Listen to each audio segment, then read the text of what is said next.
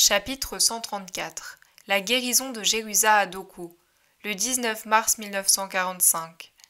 Je vois Jésus, aux premières lueurs du jour d'un hiver bien avancé, entrer dans la petite ville de Doko et demander à un passant matinal « Où habite Marianne, la vieille mère dont la bru est mourante ?»« Marianne, la veuve de Lévi, la belle-mère de Jérusa, femme de Josias ?»« Oui, c'est bien elle. »« Regarde, homme, au bout de cette rue il y a une place, et au coin il y a une fontaine d'où partent 3 chemins. Prends celui qui a un palmier au milieu, et marche encore 100 pas. Tu trouveras un fossé, suis-le jusqu'au pont de bois, passe-le et tu verras une ruelle couverte. Tu la suis, quand il n'y a plus de route ni de toit, car elle débouche sur une place, tu es arrivé. La maison de Marianne est dorée par la vétusté. Avec les frais qu'ils ont eus, ils ne peuvent la remettre en état. Ne te trompe pas, adieu.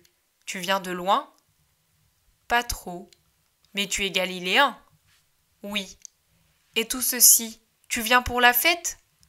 Ce sont des amis. Adieu, homme, que la paix soit avec toi. Jésus laisse en plan le bavard qui n'est plus pressé. Il prend le chemin indiqué, suivi par les apôtres. Ils arrivent à la petite place. Il s'agit en fait d'un bout de terrain boueux, avec au centre un grand chêne qui a poussé là, tout seul, et qui, je suppose, donne en été une ombre agréable. Pour l'heure, il est plutôt triste avec son fouillis de branches noirâtres au-dessus des maisons, auxquelles il enlève lumière et soleil. La maison de Marianne est la plus misérable. Elle est large et basse, mais tellement négligée. La porte est toute rapiécée pour couvrir les fissures de bois vétuste. Une petite fenêtre sans rideau présente sa noire ouverture comme une orbite privée de son œil. Jésus frappe à la porte. Une fillette d'une dizaine d'années se présente, pâle, maigre, les yeux rougis. « Tu es la petite fille de Marianne ? Dis à ta grand-mère que Jésus est ici. » L'enfant pousse un cri et s'enfuit en criant à haute voix. La vieille femme accourt suivie de 6 bambins, sans compter la fillette de tout à l'heure. Le plus grand paraît être son jumeau. Les derniers, 2 petits garçons sans chaussures et chétifs, s'agrippent aux vêtements de la vieille et savent à peine marcher. « Oh, tu es venu, enfant, vénérer le Messie. Tu arrives à temps dans ma pauvre maison. Ma belle-fille est mourante. Ne pleurez pas, mes petits, qu'elle ne vous entende pas. Pauvres enfants, les fillettes sont épuisées par l'éveil, car j'ai tout à faire et je ne tiens plus debout. Je tombe de sommeil. Il y a des mois que je ne vais plus me coucher. À présent, je dors sur un siège près d'elles et des enfants. Mais elles sont petites et elles en souffrent. Ces garçons vont faire du bois pour alimenter le feu. Ils en vendent aussi pour avoir du pain. Mais ils n'en peuvent plus, les pauvres petits. Mais ce qui nous tue, ce n'est pas la fatigue, c'est de la voir mourir. Ne pleurez pas, nous avons Jésus. Oui, ne pleurez pas. Votre maman va guérir. Votre père reviendra. Vous n'aurez plus tant de dépenses, ni une telle faim. Ceux-ci, ce sont les 2 derniers ? Oui, Seigneur. Ma faible belle-fille a accouché 3 fois de jumeaux, et son sein est devenu malade.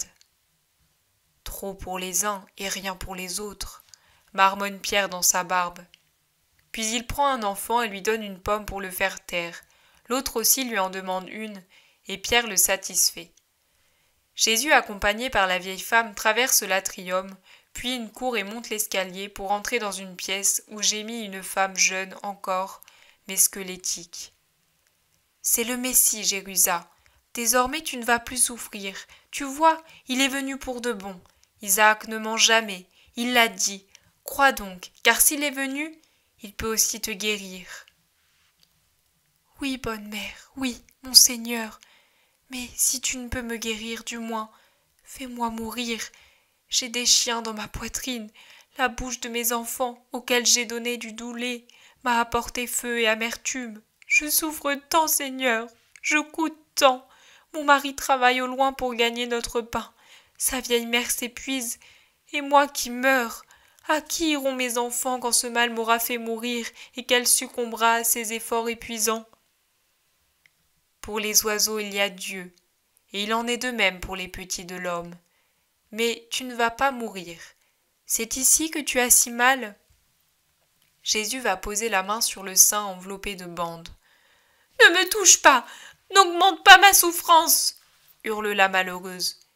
Mais Jésus pose délicatement sa longue main sur la poitrine malade. « Tu as réellement le feu là-dedans, pauvre Jérusa.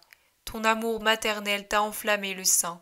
Mais tu n'as pas de haine pour ton époux, pour tes enfants, n'est-ce pas ? » « Pourquoi le devrais-je ? Lui, il est bon et m'a toujours aimé. Nous nous sommes aimés d'un amour sage et l'amour s'épanouit en donnant la vie. Et je suis dans l'angoisse de les quitter, mais...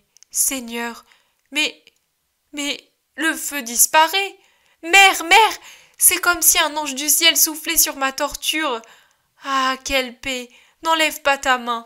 Ne l'enlève pas, mon Seigneur. Appuie-la au contraire. Ah, quelle force, quelle joie! Mes enfants!